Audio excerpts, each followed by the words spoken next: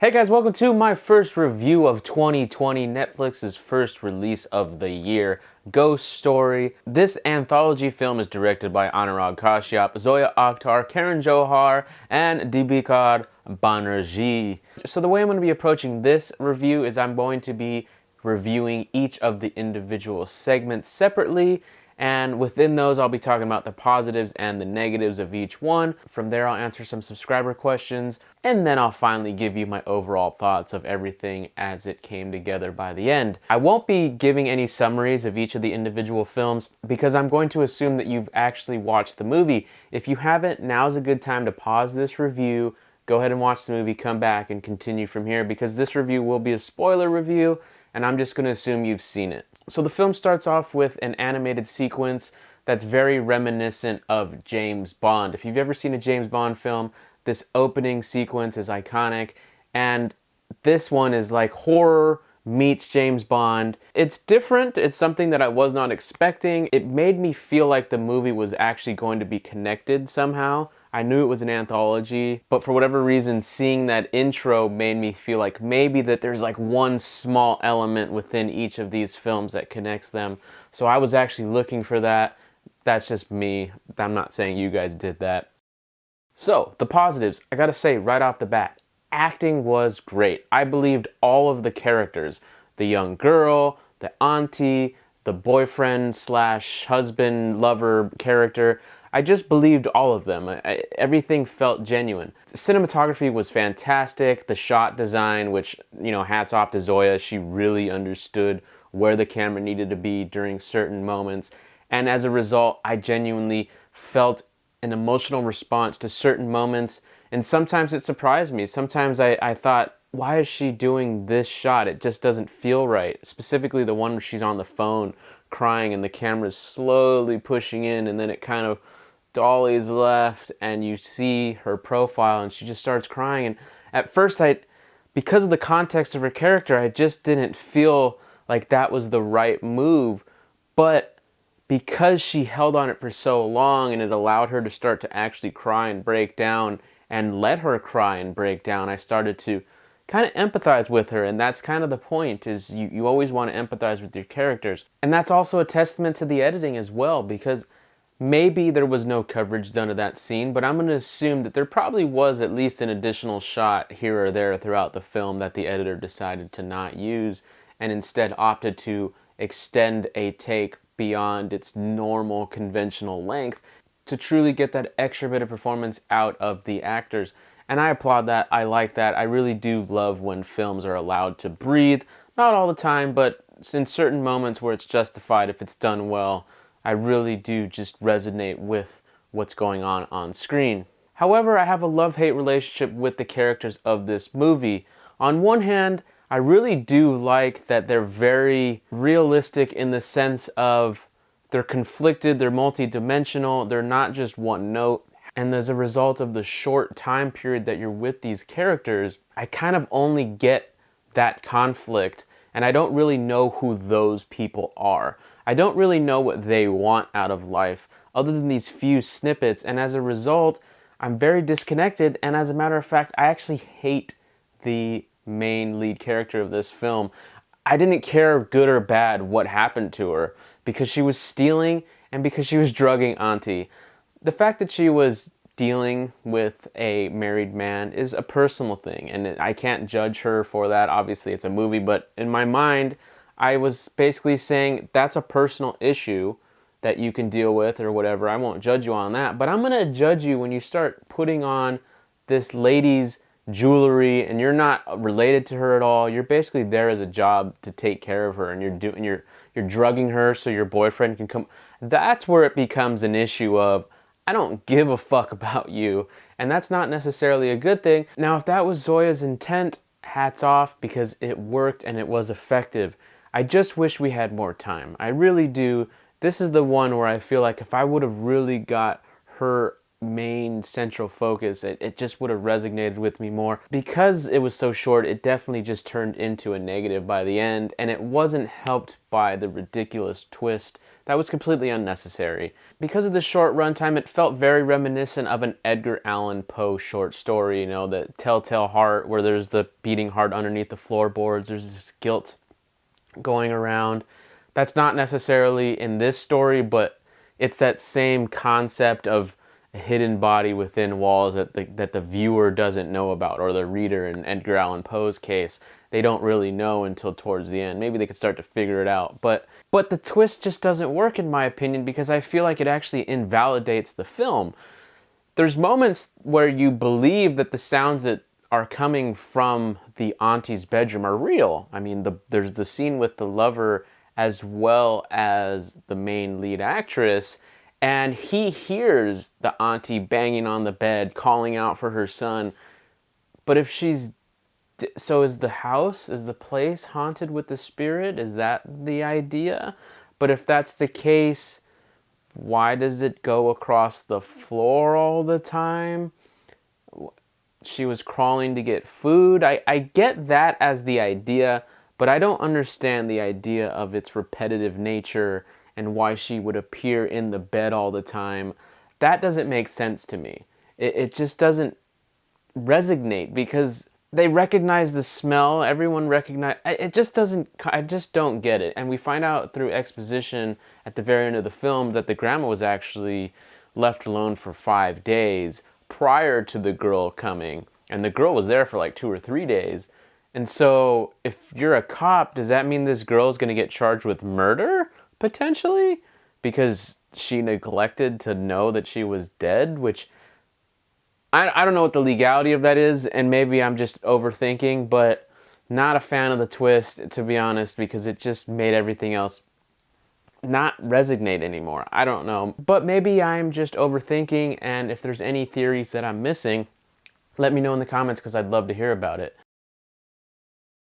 I really enjoyed the father-son, stepfather relationship that was going on. I really did like that dynamic, the idea of the stepfather basically not liking his stepchild, and that's kind of dark. But I just, it was different, and Anurag Kashyap definitely knows how to deal with tough family dynamics and really just getting the darkest pieces out of somebody. I mean, I'm thinking of Rahman Raghav with Nawazuddin Siddiqui and his sister in the movie. I mean, if you haven't seen it, it gets pretty dark. I highly recommend you watching it. It's actually one of my favorite movies, period. I really do enjoy it. I also just enjoyed Kashyap's overall punk FU nature to just do the story that he wants to do. Moments like the wings actually coming out of the woman, the actual ending of the piece with the bird, and all of that good stuff, the fact that the boy can do these things. I really enjoyed that Anurag Kashyap just said, fuck it, we're gonna do it. We're gonna go balls to the wall. We're gonna have a scene where a baby dies, which is dark. If any movie that you have that contains a dead baby is going to be labeled as a dark movie, because that's just a really fucked up thing to do. But Anurag takes it a step further. I mean, he has, the dad takes it by the legs and then drops it in a toilet. I mean, that was a hard to watch scene just because I wasn't expecting it to happen, but I applaud that it did, because it's an example of an artist working. And whether or not you liked it or not, that's not the point I'm trying to make here. It's just the idea of a director being able to do what he or she wants is something that I feel like should be acknowledged. I'm not saying applauded. I'm not saying whatever you want. I'm just saying I really do feel like it's cool that when people do get to do things. And in a medium like this, where it's so short, I think it's a perfect opportunity to experiment, to do interesting things, because why not? Why not? Netflix is paying for it. Why not? Just go forward and do with it. Because you could play it safe, but at least they're trying. At least he was trying, and I really do appreciate that. I really enjoyed that opening shot. It established the entire tone for the piece. the one where it's going and slowly dollying in and pushing into the Polaroid camera, and you really don't understand the significance. You get by the end of the shot that something's not right, and you think, oh, did the camera trigger the baby to die? Is this what's going on here? And then the story continues to unravel, and you find out that that shot was actually from a moment later on in the movie. And so I really appreciate that as a way to get us into the story, because it kept my attention. It made me interested from the beginning. However, the issue is there's just too many things going on with this movie. There was just too many leaps of faith. The audience is going to believe that the boy has the ability to draw on a paper and it's going to affect the mother. The audience will believe that. Even though it wouldn't happen in real life, the fact that you're watching it on the screen and you know it's a movie, if that's the first thing that it shows you, you're going to believe that. But then when you do that, and then you add in the bird element, you're asking the audience to make another leap of faith. To the point where, for someone like me, it broke me. I cannot believe that both things exist in the same world, because it's so disjointed and we have so little time. So as a result, I was interested in each story as an independent thing. And I wish it would have just been one or the other, where it was a normal kid and then the mother with her issues, the bird-related issues, or a story about the child who's gifted and you have the mother as well as the father-stepfather dynamic going on, and they're normal. That way there's a dichotomy and not everyone's just fucked up. Because then it makes me wonder, well, does the stepdad and the father have powers too? Because the mother and son do. It just makes it. I start to ask myself questions that are not really necessary, and maybe a lot of you people out there did not ask these questions, but I did. And as a result, it's kind of just made me not like this one kind of at all. And what didn't help was actually the way the film was color corrected. It was so desaturated that it was painfully done, to the point where I became bored. Normally, when Kashyap is framing things, there's things that are popping out and things to look at within the frame and to be visually stimulated. This was so mute and flat that I just genuinely lost interest. Combine that fact with the two different stories going on that don't really seem to connect well, in my personal opinion. This one just was not a winner. Because of the conflicts that are going on, it ultimately just made me not care about the mother or the child, and that's not really what you want to do in a movie. But I just feel like the film doesn't really do enough to establish the world or these characters. And as a result, the audience is left to fill in a lot of the blank pieces, and I just was not able to do so. This was Eraserhead meets The Omen. I mean, the kid was basically Damien from The Omen, and this relationship with the bird is like Birdman meets Eraserhead, where it's this psychological dilemma that's also metaphysical, and it's a bit much, especially for 35-40 minutes. But needless to say, I'd be curious to know what you guys thought about this one, because this one was my least favorite, but some people out there said that this was one of their favorites of the entire film. So I'd like to hear why. I'd be very curious to know why. Now on to my favorite one of the entire anthology, Dibakar Banerjee's segment. Now he's a filmmaker that's been recommended to me in the past, in the comments. I haven't checked out any of his films yet, so I was actually really anticipating watching his segment because I was just curious to see the type of storyteller he is. I was very impressed. I enjoyed his segment a lot. I enjoyed the use of sound design, the fact that you don't see the monster until much later. First few times you hear the monster, there's the tense Jurassic Park moment where he's trying to like lock the door and you can hear it outside. And through the surround sound, I was really enthralled and enjoying that moment because I just like that type of terror. You really have to make the audience feel like they're there, and you do it through slow dolly ins and suspenseful takes, and then you add in the music and the sound effects and the children just freaking. I mean, all of these elements together just make you feel like you're on the edge of your seat. But also at the same time, it showed the creature in full form with makeup and stuff, and it reminded me of these older films from the 80s in America that you'd have full people in costume with hair and stuff like that, practical effects. And I like that. I personally like that. And they weren't afraid to just go with it and say, look, this is our bad guy. This is our creature. He killed kids. He ate a kid. He ate a kid. Now we'll get into whether or not that actually happened here in a second, but I really did enjoy that the film just said, we're going to go with this premise and we're not going to hold back. With all that in mind, yet another pointless twist. I actually just like that the movie really went and showed these creatures and the zombies, and I don't feel the need for a twist in this one at all. I mean, I was okay with him falling in the hole and getting eaten, just because why not? Why does it have to be anything more than just that? The blatant and overt political commentaries, you're the small towners and the big towners. I mean, to me that was too much. I didn't appreciate the twist because I just felt like it was added in there to be, ooh, gotcha. I mean, oh look, it's the cop and he looks the same, and it's the principal, and you know, was it really anything at all? Did he fall in the hole in the very beginning and never get out, and he slept through the whole thing and he imagined this whole situation and everything's normal?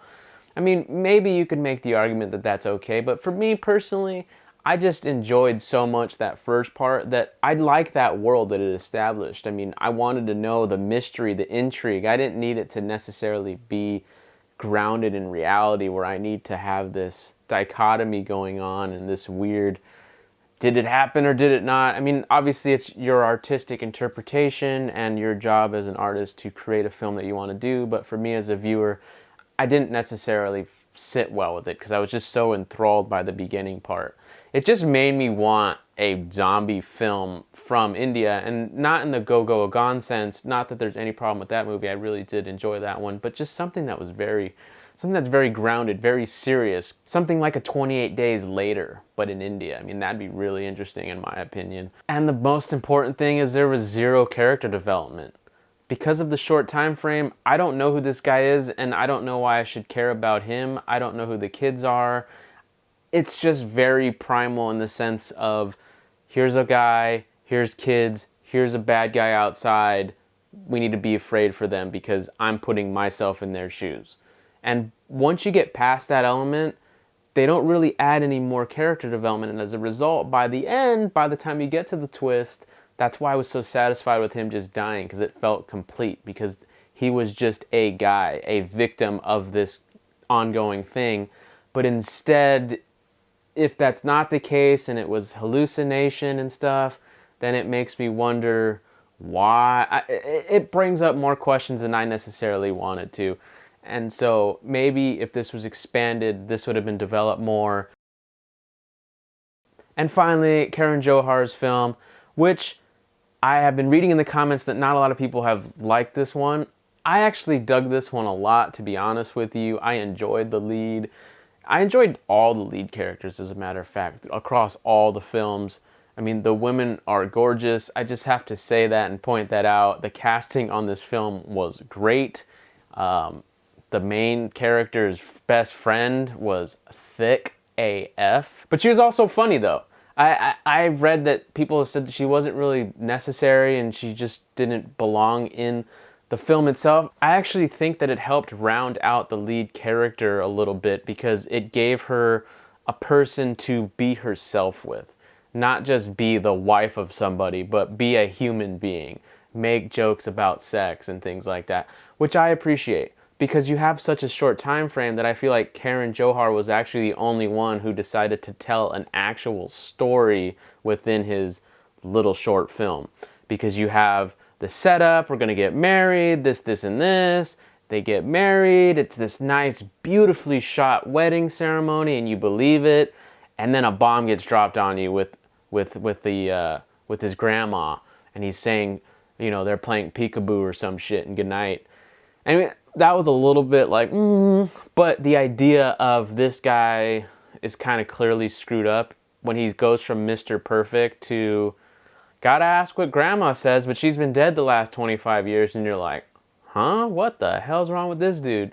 And because of the actress's believability, I was 100% with her the entire time, and Johar scripted the film to be about experiencing this as her, to the point where there's a scene where she's cursing the grandma, saying fuck you and all this shit. I loved it because I was feeling the same thing. Like, I just wanted them to work out and be happy and go live in their separate house and create new adventures and new memories and shit. And he's just stuck on grandma over here playing peekaboo, hide and go seek. Like, what the fuck? Like, that's crazy as shit. So when she's mad, I'm like, yeah, that fuck yeah. I also knew that sealed her fate and she's gonna die, but you know, still, at least the scene happened. I appreciated that it did happen. All of these moments actually make the story very digestible, which in my opinion is a refresher, especially after you basically go to 3 back-to-back artistic pieces with no real beginning, middles, or ends. But surprise, once again, yet another pointless twist. Now, the twist here isn't necessarily pointless in the sense of you're like, why? But because it's not well set up, in my opinion, it becomes another example of why did this even have to be like this? Because what the twist presents is grandma killed all of these people who didn't believe that she was around? I don't really get that. Because the way it's presented is the nurse killed the grandma because the grandma was suffering from the pain. That makes sense. I get that.